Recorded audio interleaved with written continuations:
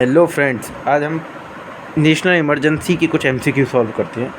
देखिए, मैंने ये पहली बार चैनल स्टार्ट किया। I am requesting to all of you, please subscribe कीजिए। आपको पूरी घटना चक्र, आपको यूपीएससी के तमाम पीवाईक्यू इस चैनल पर आपसे मिलने लगेंगे, कहीं शॉर्ट्स के माध्यम से, कभी वीडियो के माध्यम से। ठीक है, चलिए पहले सॉल्व करते हैं कि under which article of constitution it is the responsibility of Indian government to protect state from external aggression and internal disturbance. ये कह रहा है कि किस आर्टिकल के माध्यम से संविधान में ये लिखा हुआ है कि ये सरकार यानी केंद्रीय सरकार की जिम्मेदारी है कि राज्यों में एक्सटर्नल एग्रेशन और इंटरनल डिस्टर्बेंस से उनको बचाना। तो देखिए, अब बहुत से लोग, इसका आंसर जो है वो है आर्टिकल 355। मैं बताता हूँ कैसे। आर्टिकल 356 जो है, वो बहुत से लोग 356 के बारे में सोच रहे होंगे। 356 जो है वो इमरजेंसी इम्पोज करने के बारे में कहता है, स्टेट इमरजेंसी। ठीक है। 352 ऑल ऑफ़ यू नो कि ये नेशनल इमरजेंसी के बारे में कहता है। 362 वी वेरी वेल नो कि ये फाइनेंशियल इमरजेंसी के बारे में कहता है। तो 355 कहता है कि देखिए, if the president is satisfied that a grave emergency exist whereby the security of India और any part of the territory, 352 का हो गया। 355 को it's all the duty of the union to protect state against external aggression and internal disturbance. ठीक है, चलिए दूसरा सवाल करते हैं। दूसरा सवाल है, आपको होप कि आप लोगों को दिख रहा होगा। दूसरा सवाल है कि the president of India may declare the national emergency if there is threat of. सवाल कह रहा है कि राष्ट्रपति जो है भारत के, वो नेशनल इमरजेंसी घोषित कर सकते हैं अगर खतरा हो। देखिए, national emergency 44th constitutional amendment 1978 के बाद, ठीक है, 3 ग्राउंड पर रह गई है। वो है वार, एक्सटर्नल एग्रेशन और तीसरा है आर्म्ड रेबेलियन। देखिए, तो एक्सटर्नल एग्रेशन बिल्कुल, इंटरनल डिस्टर्बेंस ये, आर्म्ड रेबेलियन बिल्कुल, कम्युनल क्लैशेस नहीं।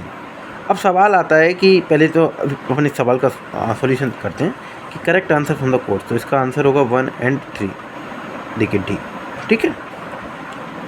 अब सवाल है कैसे। देखिए, 44th कॉन्स्टिट्यूशनल अमेंडमेंट एक्ट 1978 से पहले आपको पता है कि 1975 में अपने देश में लगी थी इमरजेंसी। इंदिरा गांधी मैडम की सरकार थी। फखरुद्दीन साहब उस समय राष्ट्रपति जी थे। ठीक है।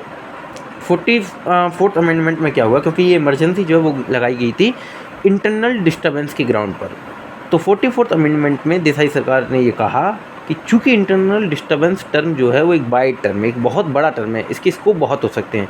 भाई, देश में कभी भी कोई भी मान लीजिए अपोजिशन खड़ा होता है तो आप उसे बता देंगे कि इंटरनल डिस्टर्बेंस है। इसलिए इंटरनल डिस्टर्बेंस को उठा के एक प्रॉपर टर्म लाया गया, विच वाज आर्म्ड रेबेलियन। ठीक है। कम्युनल क्लैशेस के आधार पर देश में इमरजेंसी नहीं लगाई जाती है। अब आप लोग इसे पढ़ सकते हैं, आप पॉज करके पढ़ लीजिएगा। ठीक है, आगे बढ़ते हैं। थर्ड क्वेश्चन, हम इसमें 5 क्वेश्चन आज करेंगे। डेली अपन 5 क्वेश्चन करके आगे बढ़ेंगे। ठीक है। ठीक।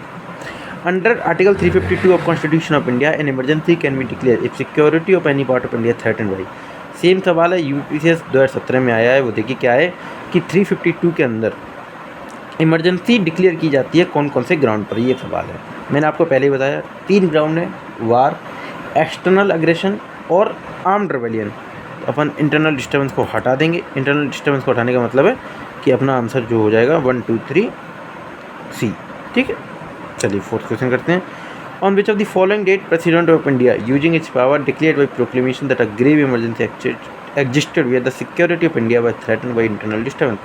ये आरएस में सवाल आया है। सवाल का मतलब आप समझ गए होंगे। सवाल कह रहा है कि कौन सी तारीख को प्रेसिडेंट ऑफ इंडिया ने अपनी शक्तियों का इस्तेमाल कर डिक्लेयर किया था ग्रेव इमरजेंसी देश में। तारीख थी 25 जून 1975। 25 जून 1975 से 21 मार्च 1977 तक देश में इमरजेंसी लगाई गई। 21 महीने का वो पीरियड था। आप पढ़ सकते हैं, the emergency refer to a 21 month period from 90। ठीक है, आगे बढ़ते हैं। लास्ट क्वेश्चन करते हैं आज का। वो है कि which one of the following not a basis to declare national emergency in India. Same question UPSC में आया है। देखिए कितना नेशनल इमरजेंसी, आप इससे ये समझ गए होंगे कि कहाँ से क्वेश्चन आते हैं। ठीक है, सॉरी।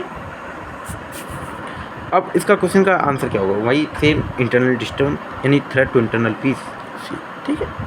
होप आपको वीडियो अच्छी लगी हुई है। मेरी पहली वीडियो, सब्सक्राइब कीजिए, लाइक कीजिए और मेरा मोटिवेशन बढ़ाते चलिए। मैं आपको लिए ऐसे ही वीडियो लाता रहूँगा। Thank you.